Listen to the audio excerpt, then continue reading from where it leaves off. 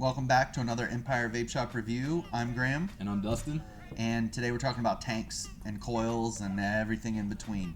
The first real tank for me was the tank around a cartomizer. Cartomizers you could dump a little juice in there and get a couple hits off of. They burned out quickly. We cleaned them. We dumped alcohol, but eventually the sleeve went around it and we could put more juice in there. We punch a hole in our cartomizers and it would soak in all that juice. But the sleeves were a pain in the butt. They'd slip off in your pocket. It looked like you peed in your pants. It was gross. They're a pain in the ass. It really was. Yeah, big time.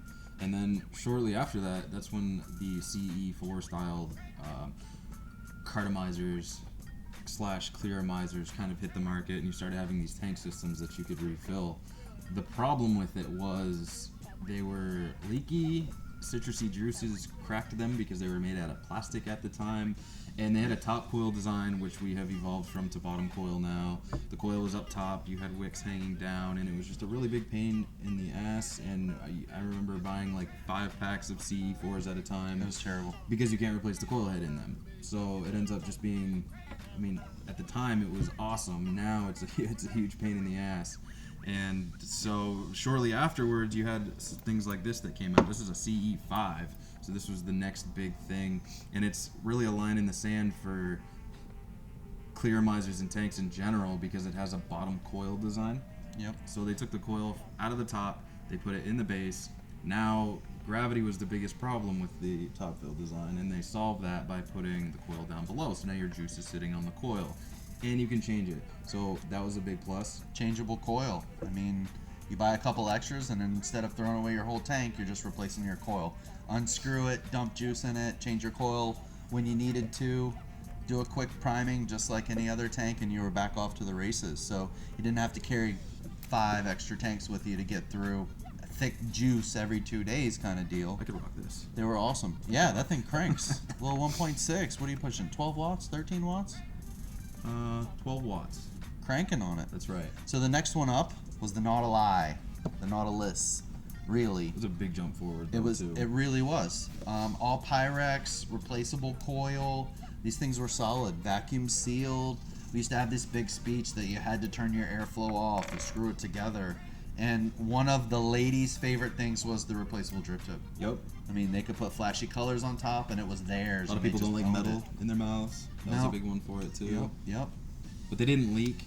The tanks are super durable. I remember I had a Nautilus for a very long time. I still have it to this day. You can drop it, you can throw it, you can whatever you want. They're super durable. But it was just the flavor that the replaceable coil had. Aspire really hit the nail on the head with this guy because you got amazing flavor off of it. The mouth to lung hits were consistent. Dry hits almost went away with this guy. You can vape these coils up to 6 volts, which is pretty badass for a little mouth to lung tank. It was really a big staple for tanks. And at that point, Kangertech started doing... Kangertech did the single coil version of this. Yep. Slightly before. With the little strings. Exactly.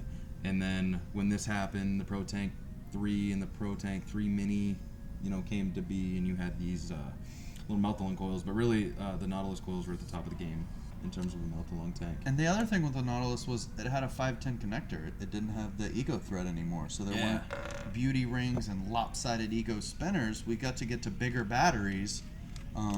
With the iSticks just took over because this guy would screw right into it, and you had this really sleek looking setup with great flavor, pass-through charging, and a slew of different tanks that could go into it with a great flavor coil. So this kind of was the pinnacle of vaping for quite some time.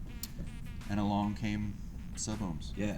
And for those of you that don't know, that 510 connector is what has really become most common. These are the old school CE4s, and they have what's called an ego connector. And the early iStick batteries, I think the new ones still come with them, but they come with an adapter so that you can put a 510 on the mod, and then you have the ego that threads on top of that. So that's the difference between those two connectors. Sub-ohm tanks were next. The very first one, I remember it very vividly. It was the Atlantis. It came out... When was it? It was like February of 2014. I don't remember the exact date. What year is it? This is 16. 15, 14. That sounds right. Yeah. So anyway, it was it was a while ago, but I remember It's been 2 years. I saw it on the internet. It's a sub-ohm tank that's going to be below 1 ohm. That was the first time that had ever happened, and it had a great big, what is it, 3 or 4 mil juice capacity, 3.5. crazy airflow. I remember when I got them and saw them for the first time. I was working at a shop at the time when we got these in, and I unboxed it. And they came with the sub-ohm batteries, which was badass. And they were so sleek. It amazed me that there was a mechanical mod that had a button that lit up. Yep. I was like, that is some shit. Champ. So the Atlantis started the whole sub-tank thing. The thing for me was the drip tip. Wide ass boy. It's great. It's still cool. It's still one of the best just stock drip tips I think I've seen because it's so big it's so big. It's great. That thing's huge. It's so big. Oh my god. Yeah, it was I really like cool. drip tips. The airflow on it was cool. The vapor production was amazing because at the time that the sub tank came out, through all of this entire process, the entire evolution of these clearomizers, people were dripping still. So having the idea of having vapor production in a tank system that was anywhere comparable to a dripper was pretty amazing. So when I loaded up my Atlantis, I got them the day they came into the shop and was absolutely blown away. I had some cosmic fog in it. I was rocking it. I was Get out of here. chucking, man. I remember I called Cosmic Fog on the phone that day because I needed to place an order. And they're like, oh, you got the Atlantis in. I was like, yep. So then they told me to mix milk and honey and nuts in it. They're like, you need to do that because we've got people doing it and it's fire. I remember, that's how well I remember that day. That Milk and nuts. That sounds like something you vape on. Fuck yourself.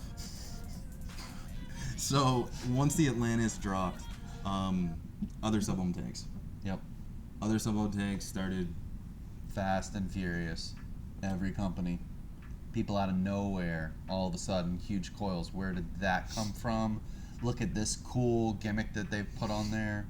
And this guy, the Arctic, was right along the same time frame. Great flavor. Huge. You could really put some power into that guy.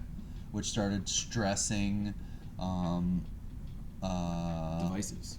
resistance on devices, how low they could go, and how big of a coil they could put in there.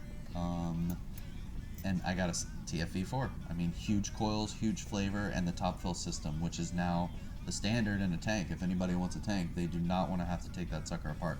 They want to flip something, twist something, dump juice in it, and go. No more messing around. And at that point, that's kind of what's brought us to where we are today. We've just got 1,000 companies putting out 1,000 different sub-ohm tanks. And for a while there was a shortage of mouth-to-lung devices. And I personally felt bad because the industry is, it's becoming saturated with these lung inhaling devices. And I really felt that manufacturers should be able to separate the difference between a lung hitting device and a smoker who probably is looking for a lung hit. Yep. And in the last couple of months, those have started to be more abundant, which is really cool. So yep.